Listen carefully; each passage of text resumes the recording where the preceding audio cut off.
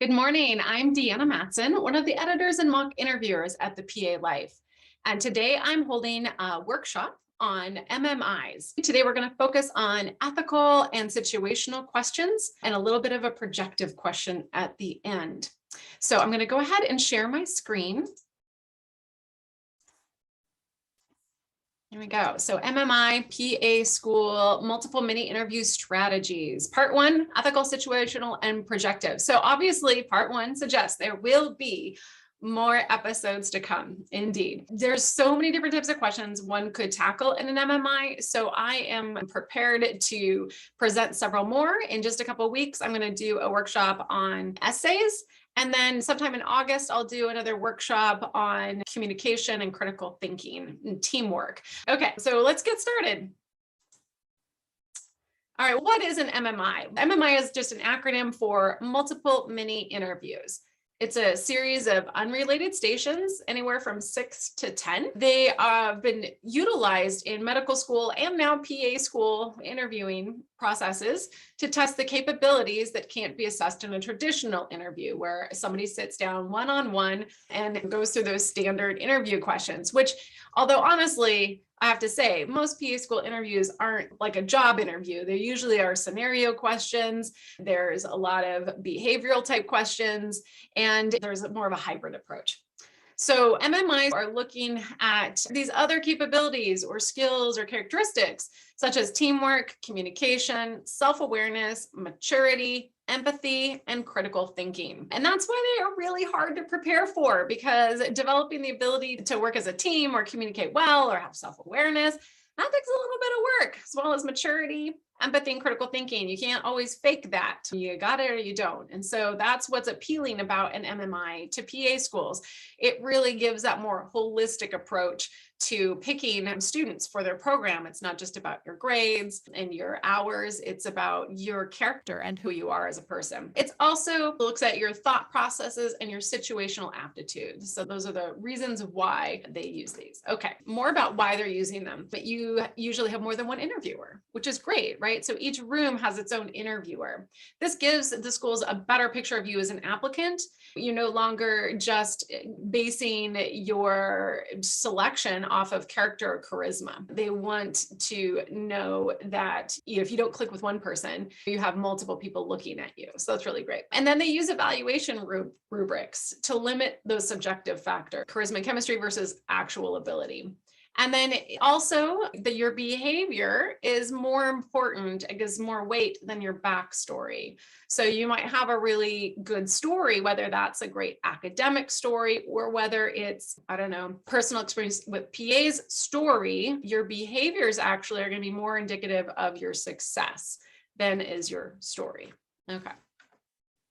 So on a side note, and this is what I mentioned earlier, most PA schools interview processes really appear to be more of a hybrid of traditional and MMI. Not always. I have seen some strict traditional ones. I had one client who did a mock interview with me who reported that the school, 2 interviewers came in one at a time, and they both asked the exact same, like 4 or 5 questions, and they were classic traditional questions.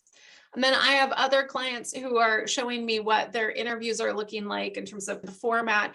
And it's individual interviews, it's a panel interview, it's a group interview, or they throw in an essay. And there's just a lot of hybrid. They're not true MMIs, but they're definitely throwing in different types of processes. So let's see. The hybrids are the professional academic background, strengths and weaknesses, desire to be a PA, plus situational and ethical questions or group interviews. So the format. Now, with the pandemic, they could be virtual. Before, they were always in person, and you would literally walk up to a room, you'd have a prompt on the door, and you'd have a minute to read it, and then you'd step into the room. Now with virtual, it's a lot of Zoom.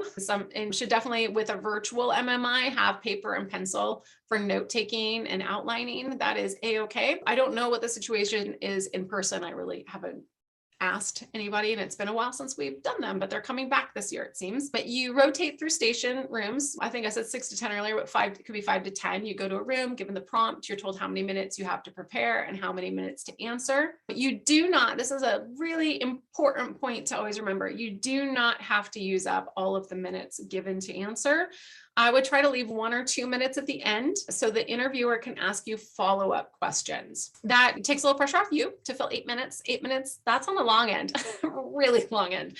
So don't feel like you have to fill all of that, but more so if you have 8 minutes, expect that they are going to ask you follow-up questions. That's a good thing. That's a chance for them to probe a little bit further and give you a chance to respond. That's part of the interview process. And then you might go from one station to a break station or room where you wait, you take 10 minutes and you get to chill out while somebody else is in that room. And then you go to the next station and so on. So it can take up to 2 hours to complete an MMI, given the station rotations, the amount of time and the breaks in between. So what types of questions? And I've talked about this before in my other webinars. If traditional questions, especially if it's a hybrid version, but you can always get a traditional question, you should always expect them and prepare for them. Like, why not? Behavioral questions, ethical and situational, communication, teamwork, critical thinking, data analysis, role playing, and essays. Now, I will say at this point, behavioral, ethical, and situational, they get a little blurry at times. This is how I qualify them or categorize them, how I define them. How about that? Just for simplicity, but it gets really tough when you're looking at examples to work with. But to me, behavioral questions are, tell me about a time. Ethical questions are, should something happen? Should is an ethics question. What should be? What should we do? And situational are more like a, what would you do? And certainly you can use skills from the behavioral and ethical questions in answering those situational. And it could be like an ethical dilemma, or it could be an ethical situation, in which case it falls in the situational one. Here's a situation, what would you do? It could be read as, what should you do? Anyway, those are like the nuances of these questions. I worked really hard to try and just break them apart, because I think, to me, smaller categories make it a little easier to understand how to approach them. So today we're going to focus in on ethical and situational questions. And I also threw in a projective question, which I'm not exactly sure where it falls on this list, but it's something along the lines of, I think, a critical thinking question. It's really outside the box. So just for fun, it's just going to be a fun sort of thing to practice. So my general strategies. So these are the do's and don'ts, just good general rules for approaching some of these questions. Do investigate. Whatever the question is, be investigative. Look all around it, just dig into it. Don't leave a stone unturned. Investigate the question. Call on a higher authority. Calling on a higher authority means could mean looking at the laws that might apply. It could be a state law, it could be a federal law. Oftentimes it could be both. It's really important to note that state laws vary. Welcome to the United States of America. And so if you don't know the law in your state, you're definitely going to follow whatever the law in your state is, you're going to follow it. That's really important.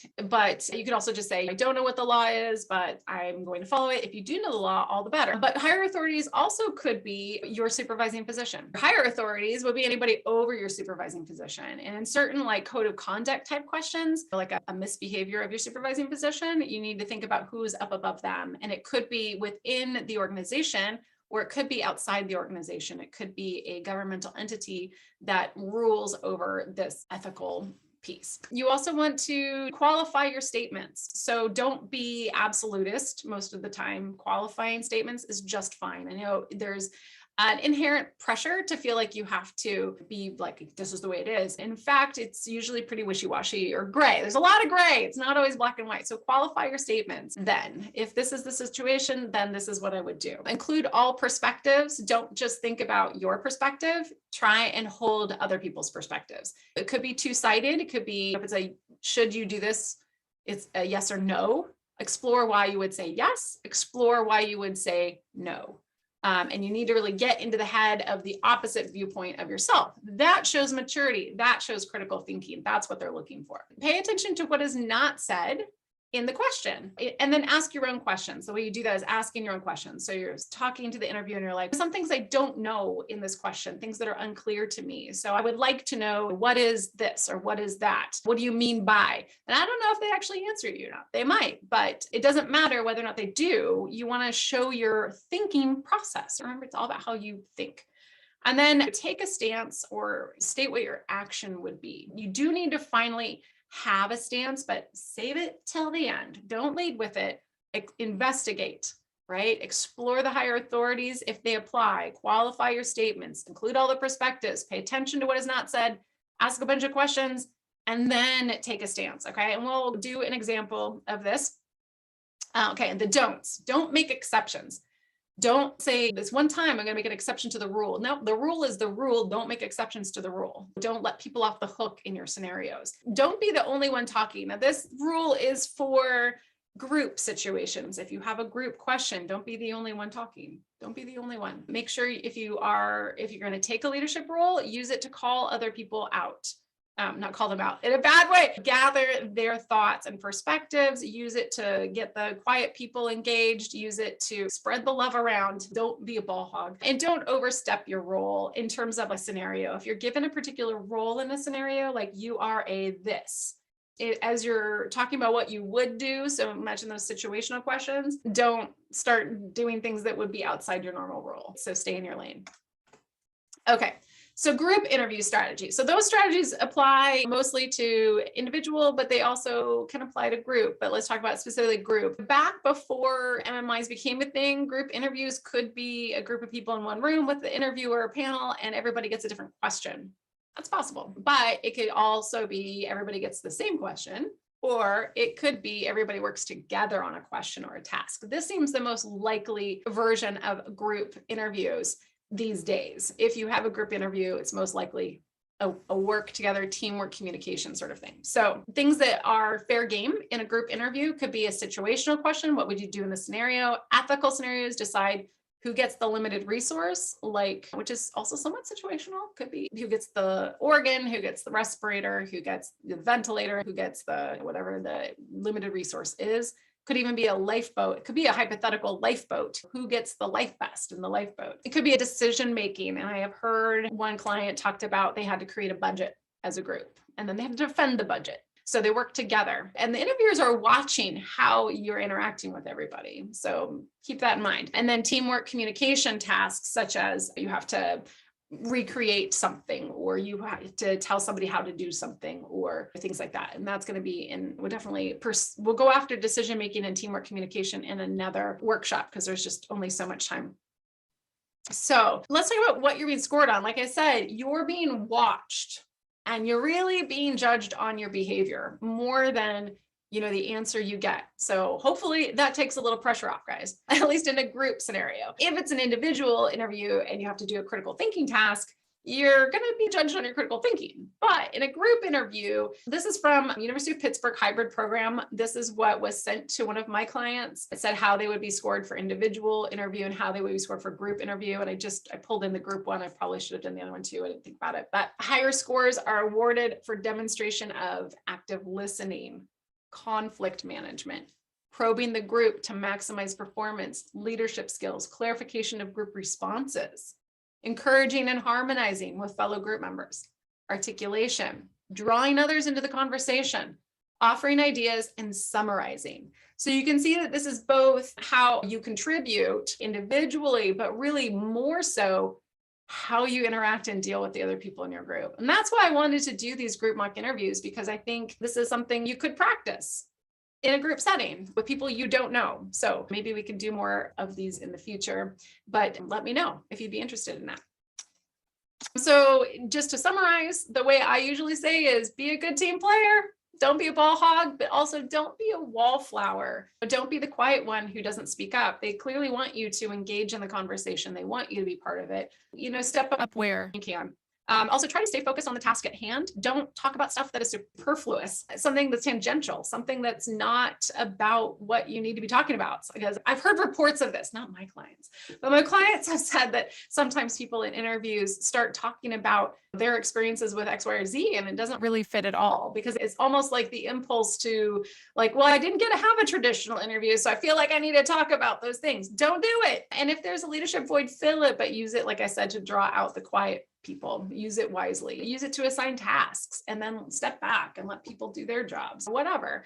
And then always, I think a great strategy is to think about adding something unique. I've taught a course online for non-science majors, science for non-science majors. And they had to do these posts where they just had a prompt they had to answer, and they had to do discussion. They had to respond to each other. And so often they would just encourage each other. And I said, no, that's not science. Science is not encouraging each other. Yes, that's a piece of it, but you also need to find something unique to add, or you can either challenge somebody's thought and say, oh, really? I heard this, and here's my source. You're adding something unique, add on. And so hopefully some of what I'm going to teach you today are things that you can add to the discussion, because most people don't know medical ethical principles, and those are one way to augment, but you can also draw from your own experiences. I think that's also a great approach. Okay.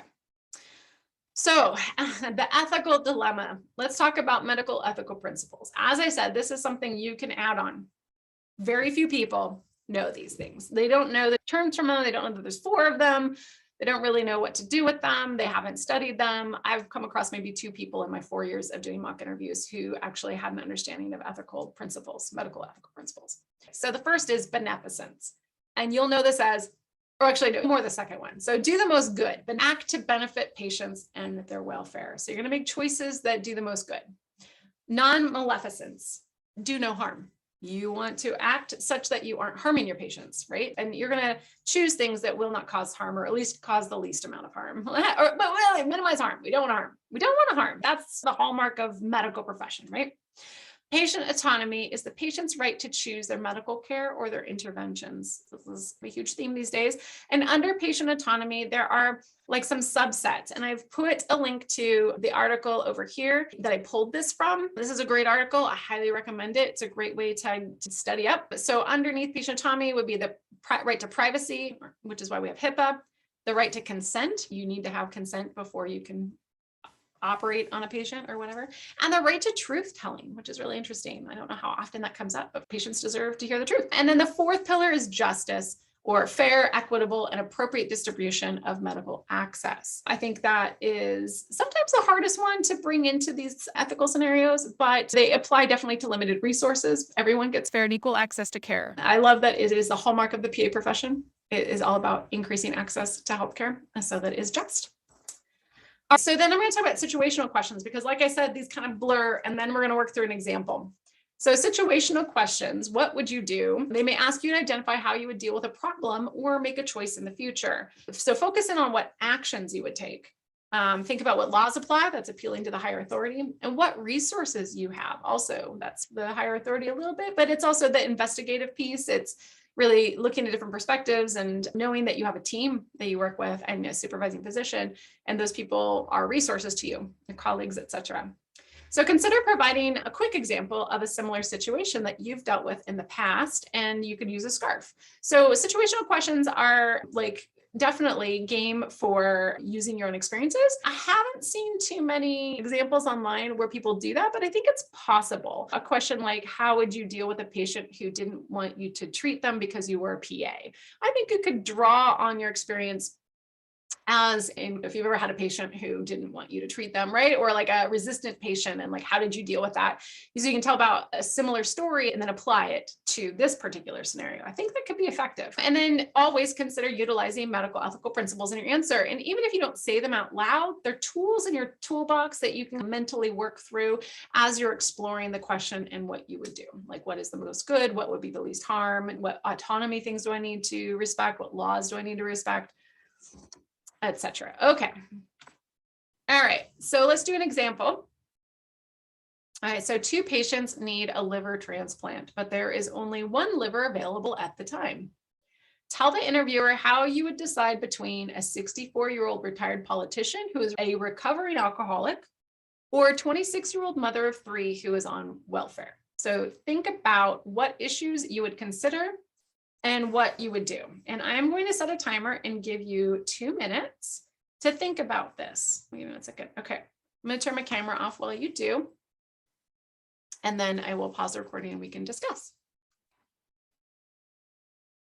Okay, we are back. All right. So I hope you had some good thoughts here. Now let's talk about what you actually would do, how you would approach this, utilizing some of the strategies that we've talked about. So here's a specific strategy that I found actually on this website down here, 250 sample MMI interviews. So we're going to walk through their example. I thought this was great.